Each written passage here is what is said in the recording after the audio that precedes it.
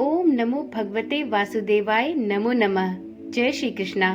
आप सभी को कामिका एकादशी की अत्यंत हार्दिक शुभकामनाएं। इस वर्ष कामिका एकादशी का व्रत 31 जुलाई को रखा जा रहा है। कामिका एकादशी के व्रत के दिन पहले संकल्प लेते हैं और फिर इस दिन कामिका एकादशी की व्रत कथा पढ़ी जाती है। कहते हैं कामिका एकादशी की कथा मात्र सुनने से पुण्य फल की प्राप्ति होती है।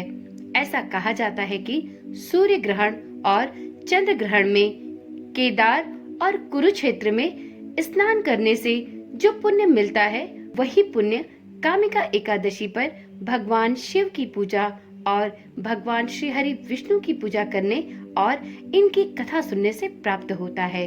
ओम नमः शिवाय। जय श्री कृष्णा। आप सभी का सनातन धर्मसार चैनल पर बहुत बहुत स्वागत है। एक बार की बात है, अर्जुन जी श्री कृष्ण से पूछते हैं, हे प्रभु, मैंने आषाढ़ माह के शुक्ल पक्ष की देवशयनी एकादशी का सविस्तार वर्णन सुना। अब आप मुझे श्रावण माह के कृष्ण पक्ष की एकादशी की कथा सुनाने की कृपा करें। इस एकादशी का नाम क्या है, इसकी विधि क्या है, इसमें किस देवता का पूजन होता है, इस व्रत का उपवास कैसे कर सकते हैं और इसका उपवास करने से मनुष्य को किस फल की प्राप्ति होती है, कृपया मुझे सविस्तार बताएं। भगवान श्री कृष्ण अर्जुन से कहते हैं, हे श्रेष्ठ धनुर्धर, मैं श्रावण माह की कृष्ण पक्ष की एकादशी की कथा आपको सुनाता हूँ। ध्यान पूर्वक इसका श्रवण करें। एक बार इस एकादशी की पावन कथा को भीष्म पितामह ने लोकहित के लिए नारद जी से कहा था। एक समय नारद जी ने भीष्म पितामह से कहा, हे पितामह, आज मेरी श्रावण के कृष्ण पक्ष की एकादशी की कथा सुनने की बहुत प्रबल इच्छा हो रही है, अतः आप इस एकादशी की व्रत कथा विधि विधान पूर्वक सुनाइए। नारद जी की इच्छा को सुन भीष्म पितामह ने कहा, हे नारद, आपने बहुत ही सुंदर प्रस्ताव किया है। अब आप बहुत ध्यान पूर्वक इसका श्रवण कीजिए। श्रावण माह के कृष्ण पक्ष की एकादशी का नाम कामिका एकादशी है। इस एकादशी की कथा सुनने मात्र से ही वाजपेयी यज्ञ के फल की प्राप्ति होती है। कामिका एकादशी के उपवास में शंख, चक्र, गदाधारी भगवान विष्णु का पूजन होता है। जो मनुष्य इस एकादशी को धूप, दीप, नैवेद्य आदि से भगवान श्री हरि विष्णु की पूजा करते हैं, उन्हें गंगा स्नान के फल से भी उत्तम फल की प्राप्ति होती है। सूर्य ग्रहण और चंद्र ग्रहण में केदार और कुरुक्षेत्र में स्नान करने से जिस पुण्य की प्राप्ति होती है, वह पुण्य कामिका एकादशी के दिन भगवान श्री हरि विष्णु की भक्ति पूर्वक पूजा अर्चना करने से प्राप्त हो जाती है। भगवान विष्णु की श्रावण माह में भक्ति पूर्वक पूजा करने का फल समुद्र और वन सहित पृथ्वी दान करने के फल से भी ज्यादा होता है। व्यतिपात में गंडकी नदी में स्नान करने से जिस फल की प्राप्ति होती है, वही फल कामिका एकादशी की व्रत कथा को सुनने और इस व्रत को करने से प्राप्त हो सकता है। संसार में भगवान श्री हरि की पूजा का फल सबसे ज्यादा है, अतः भक्ति पूर्वक श्री हरि भगवान की पूजा अवश्य करनी चाहिए।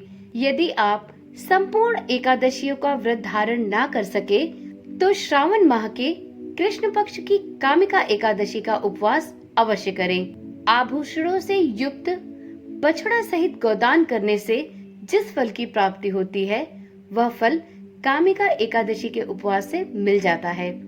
जो उत्तम द्विज श्रावण माह के कृष्ण पक्ष की कामिका एकादशी का उपवास करते हैं तथा भगवान श्री हरि विष्णु का पूजन करते हैं, उनसे सभी देव, नाग, किन्नर, पितृ आदि की पूजा हो जाती है।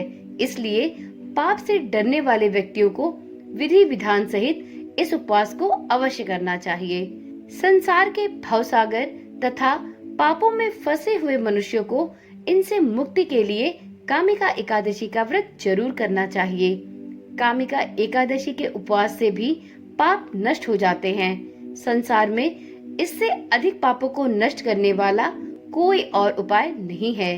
हे नारद जी, स्वयं भगवान ने अपने मुख से कहा है कि मनुष्य को अध्यात्म विद्या से जो फल प्राप्त होता है, उससे कहीं अधिक फल कामिका एकादशी का व्रत करने से प्राप्त हो सकता है। इस उपवास के करने से मनुष्य को न यमराज के दर्शन होते हैं और न ही नरक के कष्ट भोगने पड़ते हैं। वह स्वर्ग का अधिकारी स्वतः ही बन जाता है। जो मनुष्य इस दिन तुलसी दल से भक्ति पूर्वक श्री हरि भगवान विष्णु का पूजन करते हैं, वे इस संसार सागर में रहते हुए भी इस प्रकार अलग रहते हैं जिस प्रकार कमल पुष्प जल में रहता हुआ भी जल और कीचड़ से अलग रहता है। तुलसी दल से भगवान श्री हरि का पूजन करने का फल 1 बार स्वर्ण और 4 बार चांदी के दान के फल के बराबर है। भगवान विष्णु रत्न, मोती, मणि आदि आभूषणों की अपेक्षा तुलसी दल से अधिक प्रसन्न होते हैं। जो मनुष्य प्रभु श्री हरि विष्णु का तुलसी दल से पूजन करते हैं, उनके सभी पाप नष्ट हो जाते हैं। हे नारद जी, मैं भगवान श्री हरि विष्णु की अति प्रिय श्री तुलसी जी को प्रणाम करता हूँ। तुलसी जी के दर्शन मात्र से मनुष्य के सभी पाप नष्ट हो जाते हैं और शरीर के स्पर्श मात्र से मनुष्य पवित्र हो जाता है। तुलसी जी को जल से स्नान कराने से मनुष्य की सभी यम यातनाएं नष्ट हो जाती हैं। जो मनुष्य तुलसी दल को भक्ति पूर्वक भगवान के श्री चरण कमलों में अर्पित करता है, उसे इस जीवन के सभी कष्टों से मुक्ति मिलती है और अंतोगत्वा मोक्ष की प्राप्ति होती है। इस कामिका एकादशी की रात्रि को जो भी मनुष्य जागरण करते हैं और श्री हरि विष्णु के नाम का दीप दान करते हैं, उनके पुण्यों को लिखने में चित्रगुप्त भी असमर्थ हैं। एकादशी के दिन जो मनुष्य भगवान श्री हरि विष्णु के सामने दीपक जलाते हैं, उनके पितर स्वर्ग लोक में अमृत का पान करते हैं। भगवान के सामने जो मनुष्य घी या तिल के तेल का दीपक जलाते हैं, उनको सूर्य लोक में भी सहस्त्रों दीपकों का प्रकाश प्राप्त होता है। इस प्रकार भीष्म पितामह नारद मुनि को कामिका एकादशी व्रत के महात्म को बताते हैं और कामिका एकादशी की व्रत कथा को सुनाते हुए कहते हैं, एक समय की बात है, एक गांव में एक क्षत्रिय रहता था।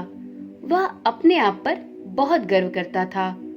विशेषकर अपनी शक्ति और बल पर उसे बहुत अभिमान था। क्षत्रिय भगवान श्री हरि विष्णु को बहुत मानता था, लेकिन उसके मन में घमंड था। वह हर दिन भगवान विष्णु की पूजा तो करता था, उनकी उपासना में लीन भी रहता था, परंतु वह अपने शक्ति सामर्थ्य पर बहुत ही अधिक अभिमानी था।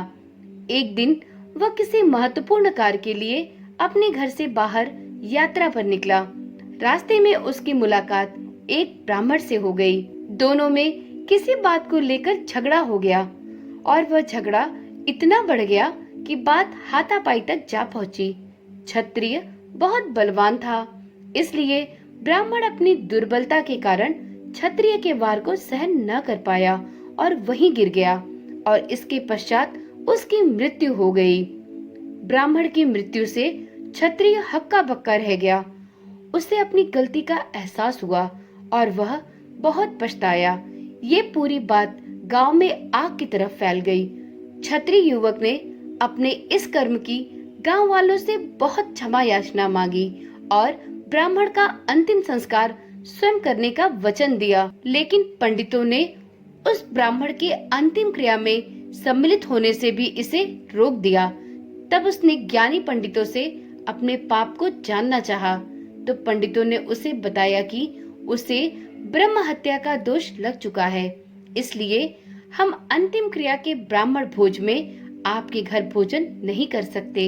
यह सुनकर क्षत्रिय ब्रह्म हत्या दोष के प्रायश्चित का उपाय पूछने लगा। तब पंडितों ने उसे इस ब्रह्म हत्या के दोष से निकलने का एक उपाय बताया और कहा कि जब तक वह सावन मास के कृष्ण पक्ष की एकादशी तिथि को विधि पूर्वक भगवान श्री हरि विष्णु की पूजा नहीं करता, उनका व्रत धारण नहीं करता और इसके पश्चात ब्राह्मणों को भोजन नहीं कराता, दान दक्षिणा नहीं देता है, तब तक वह ब्रह्म हत्या के दोष से मुक्त नहीं हो पाएगा। क्षत्रिय ने ब्राह्मण के अंतिम संस्कार के बाद पंडितों की बात मानते हुए कामिका एकादशी के दिन पूरी श्रद्धा और विधि विधान के अनुसार भगवान विष्णु की पूजा की, कामिका एकादशी का व्रत रखा और उसके पश्चात ब्राह्मणों को भोजन कराया और दान दक्षिणा के सहित विदा किया।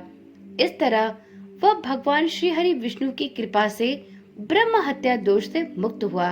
तो इस प्रकार से कामिका एकादशी का व्रत रख के उस क्षत्रिय ने ब्रह्म हत्या दोष से मुक्ति प्राप्त की। तो एक बार प्रेम से बोलिए श्री हरि विष्णु भगवान की जय। मित्रों, आप सभी पर श्री हरि विष्णु की कृपा सदा सर्वदा बनी रहे, इसी आशा और विश्वास के साथ इस वीडियो को यहीं पर समाप्त करती हूँ। कल मिलते हैं एक नई वीडियो, एक नई जानकारी के साथ। अगर अभी तक आपने इस चैनल को सब्सक्राइब नहीं किया तो देर ना करें, चैनल को अभी ही सब्सक्राइब करें और साथ में नोटिफिकेशन बेल को ऑन करना भी ना भूलें। ओम नमः शिवाय। जय श्री कृष्णा। राधे राधे।